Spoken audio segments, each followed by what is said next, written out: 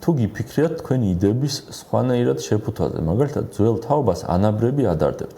მოდი უთხრათ, რომ დაუბრუნებთ, თორემ სხვა მეთოდებით, სხვა გზებით, მიწის პრივატიზაციით. ანაბრებით მე მაგის გულის მოგების აღარ მგონია, იმიტომ რომ ტყუილი გამო ანაბრების დაბრუნება დღეს ნიშნავს, რომ ვიღაცას უნდა წაართვა, ვინც დღეს შოულობს და ვიღაცას უნდა დაუბრუნო. რა დააშავა ამან, ვისაც დღეს უნდა წაართვა. მაგრამ მიწების პრივატიზაციამ, აი როგორ გითხრა, ვერ ახსენით რა ეგ პრივატიზაციის ამბავი, იმიტომ რომ ეგ რო აგვეხსნა, უბრალოდ წარმოუდგენელ რამეს ვპირდებოდით ქართულ მოსახლეობას.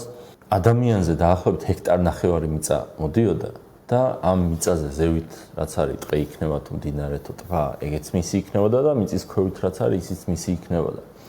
ანუ ისეთ რესურსებს დაუპირდით ადამიანებს, რომ უამრავი ადამიანის ცხოვრება შეიცვლებოდა ბევრად უკეთესობისკენ. უამრავის. არანაირი ანაბრების დაპირება და არაფერი ახლოს არ მოვა იმ დაპირებასთან, რაც არის ეს პრივატიზაციის დაპირება, მაგრამ ვერ მიხვდნენ ადამიანები, ვერ წარმოუდგენიათ საკუთრება რა არის.